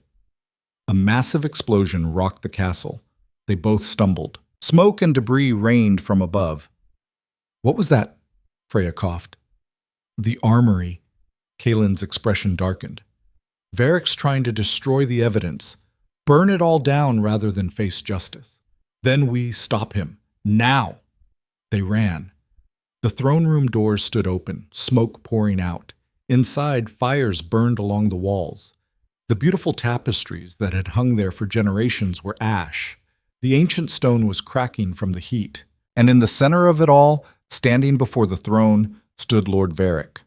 He wasn't alone. A dozen of his most loyal guards formed a protective circle around him, and kneeling at his feet, a knife to her throat, was Lila. "Stop," Varric commanded. Kalen froze, Freya beside him. "Let her go," Kalen said, his voice deadly quiet. "I don't think so." Varric smiled, but there was desperation in his eyes now. His perfect plan had crumbled. His forces were scattered. This was his last play. "Here's what's going to happen, Your Majesty. You're going to order your people to stand down. You're going to abdicate the throne, and then you're going to walk into that fire. And if I refuse?" Varric pressed the knife harder against Lila's throat. A line of blood appeared. "Then I start killing hostages, starting with this one, then the Omega, then every servant who aided your escape." Freya's hands clenched. She could see Lila's eyes, wide with terror, silently begging. "Kalen," she said quietly, "don't." "He'll kill her anyway," Kalen replied, not taking his eyes off Varric. "I know, but if you surrender, he kills everyone. At least this way some of us survive. I won't sacrifice you. You don't have a choice." Freya stepped forward, away from Kalen's protection. "Varric, let Lila go. Take me instead." Varric's eyes gleamed. "Now that's an interesting offer." "Freya, no." Kalen reached for her. She avoided his grasp. "I'm the one you really want, aren't I? The Omega who ruined your plans, killed your daughter, freed the king. Take me. Let Lila live." Varric considered, then nodded to one of his guards. "Bring her." The guard grabbed Freya's arm, dragging her forward. As she passed Kalen, their eyes met. And through the bond, she felt his fury, his fear, his absolute refusal to let this happen. "Trust me," she thought at him. "Please." She saw the moment he understood, saw his eyes widen fractionally. Then she was kneeling beside Lila, Varric's knife at her throat instead. "Let the girl go," Varric said. One of his guards pulled Lila away, shoving her toward Kalen. "Now," Varric said, his voice carrying across the burning throne room, "Your Majesty, abdicate, or I open her throat." Kalen's expression was stone. "If you kill her, I will tear you apart so slowly that you'll beg for death." Empty threats from a defeated king. Varric's smile was triumphant. "You've lost. Accept it." "Have I?" Kalen's eyes shifted, looking past Varric. "You might want to turn around," Varric laughed. "That old trick? I'm not—" The window behind the throne exploded inward. Thorn and 20 castle guards poured through, swords drawn, covered in blood and ash. Varric's head snapped around. "What? How—" "The servant passages," Maris's voice called from the shadows. "You never did learn all the castle's secrets, Varric. That was your first mistake." More guards appeared from the side doors, from the galleries above, from every entrance to the throne room. Varric's men were surrounded. The knife trembled at Freya's throat. "This changes nothing," Varric snarled. "I still have the Omega. One move and she dies." "Then kill me," Freya said calmly. Everyone froze. "What?" Varric's voice cracked. "Kill me," Freya repeated. "Go ahead. Prove to everyone here that you're nothing but a murderer and a coward. That when your plans failed, when your power crumbled, all you had left was killing an unarmed Omega. Shut up. Or maybe you can't do it." Freya's voice rose, carrying across the room. Maybe for all your talk of strength and power, you're too weak to face what you've done. You killed my family, murdered innocent wolves who did nothing but stumble onto your smuggling operation. You poisoned your own king, betrayed the kingdom you claimed to serve. And for what? Power you'll never hold? A throne you're not fit to sit on. I said, shut up! Varric's hand shook violently. My mother was a healer, Freya continued, her eyes locked on Kaelin. She taught me to recognize poison, but she also taught me something else. She taught me that strength isn't about dominance, it's about surviving, about protecting the people you love, about standing up even when you're terrified. She could feel Varric's panic through the hand holding the knife, could smell his fear. You're afraid, she said softly, because you know you've already lost. I haven't lost, Varric screamed. I still have you, Freya drove her elbow backward into his ribs with all her strength. The knife jerked away from her throat. She rolled forward out of his grasp, and Kaelin was there. He crossed the distance between them in a blur of motion, moving faster than any wolf Freya had ever seen. His hand closed around Varric's throat, lifting him off the ground. You touched my mate, Kaelin growled, his voice inhuman. You threatened her life, murdered her family. Varric clawed at Kaelin's grip, gasping. Please, mercy. You showed no mercy. Kaelin's eyes blazed gold. You'll receive none. His hand tightened. Varric's struggles weakened, stopped. Kaelin held him there a moment longer, then dropped the body. Lord Varric Thorn, architect of treason, murderer of innocents, fell to the throne room floor and did not rise. The remaining guards threw down their weapons. Silence fell over the throne room, broken only by the crackle of dying fires. Kaelin turned to Freya, his eyes slowly fading from gold back to gray. Are you hurt? She touched her throat where the knife had been. I'm fine. He crossed to her in 2 strides and pulled her into his arms, burying his face in her hair. Don't ever do that again. Make stupid plans to save everyone?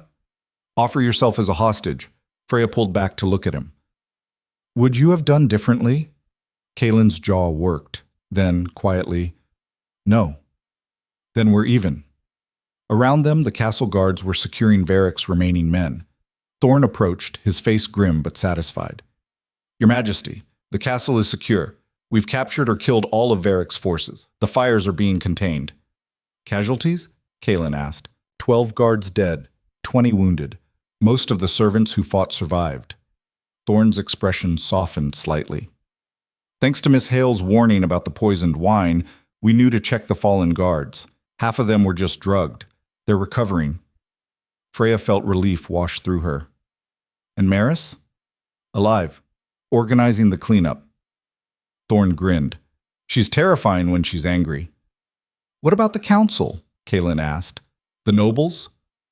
Most stayed neutral during the fighting, waiting to see who'd win. Thorn's disgust was evident. But Lord Brennan and a few others fought with us. They're gathering in the council chamber awaiting your orders. Kaelin nodded. Tell them I'll address them within the hour. And Thorn, thank you. For not giving up. For fighting. I serve my king, Thorn said simply. And my future queen. He bowed to Freya, then left to carry out his orders. Freya looked around the destroyed throne room. It's going to take months to rebuild all this. Years, probably, Kaelin agreed. But we have time. Do we? Freya met his eyes. Varric's dead, but his supporters are still out there. The nobles who stayed neutral. The southern lords he had connections with. This isn't over.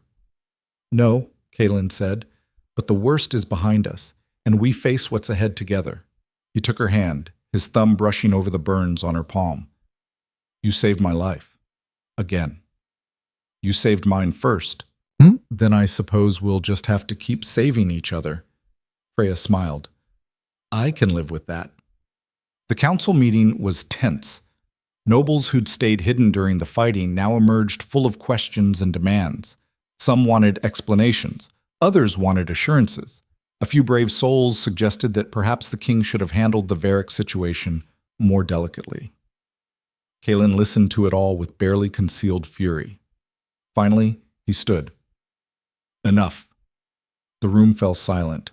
Lord Varric Thorn orchestrated a coup against this kingdom. He murdered my father. He attempted to murder me. He slaughtered innocent families and smuggled poison through our territory for years. Kaelin's voice was cold, absolute. Those of you who supported him, actively or passively, should be grateful you're not in chains beside his corpse.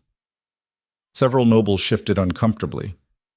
But, Kaelin continued, I'm not my father. I won't rule through fear and paranoia. So here's what's going to happen. Those of you who stayed neutral, you get one chance, one opportunity to prove your loyalty. Oppose me again, and I will not be merciful. He gestured to Freya, standing beside his chair. This is Freya Hale, my mate, your future Luna and queen. She saved my life twice. She exposed the conspiracy that nearly destroyed us all. She led the resistance that freed this castle. Freya felt every eye in the room turn to her, felt the weight of their judgment, their doubt. She is an Omega, Kaelin said bluntly, and I've heard the whispers that she's too weak, too low-born, that the bond is a mistake. He leaned forward, his eyes blazing. Let me be clear. Anyone who disrespects her disrespects me. Anyone who threatens her threatens the crown. And anyone who tries to harm her will die screaming. Are we understood? Silence. Then Lord Brennan stood. Your Majesty, I supported you during the coup. I fought beside your guards, and I say this with respect. He turned to Freya. Miss Hale proved her worth in blood and fire. She has my loyalty. He bowed to her. One by one, other council members rose and bowed. Not all of them. Some remained seated, their expressions sour. But enough to show that the tide had turned. Freya's throat tightened. 3 weeks ago, she'd been invisible. Now she stood before the most powerful wolves in the kingdom, and they were bowing to her. Thank you, she said quietly. I know I'm not what any of you expected, but I promise you this. I will serve this kingdom with everything I have. I will protect its people, and I will stand beside your king, now and always. Kaelin's hand found hers under the table, squeezing gently. The council session continued for another hour, discussing rebuilding, investigating Varric's remaining supporters, and securing the borders. But Freya barely heard it. All she could think about was the Omega girl who'd hidden in the kitchens, terrified of being seen. She'd never be invisible again. 3 days later, at dawn, they held the executions. Varric's most loyal supporters, the ones who'd known about the poisonings, who'd actively participated in the coup, were brought before the castle in chains. The entire city had gathered to watch. Freya stood on the balcony beside Kaelin, Maris on her other side. Below, Thorn read the charges, his voice carrying across the crowd. For crimes of treason, murder, and conspiracy against the crown, you are sentenced to death. It was quick, brutal, necessary. Freya watched without flinching. These people had killed her family, had tried to kill Kaelin, had nearly destroyed the kingdom. She felt no pity. When it was over, Kaelin addressed the crowd. Varric Thorn sought to tear this kingdom apart. He failed, because we are stronger than he ever understood, stronger together than any one wolf could ever be alone. He pulled Freya forward, his arm around her waist. This is Freya Hale. She is my mate. She will be your Luna. And together, we will build a kingdom where strength is measured not by bloodline or rank, but by courage, loyalty, and honor. The crowd erupted, not in uniform approval, but in a messy mix of cheers, shouts, and scattered applause. It wasn't perfect, but it was a start. That night, Freya stood in her new chambers, the Luna's suite, recently cleared of Ceres's belongings and prepared for her. She barely recognized herself in the mirror. The burns on her hands were healing. The cut on her ribs was stitched and bandaged.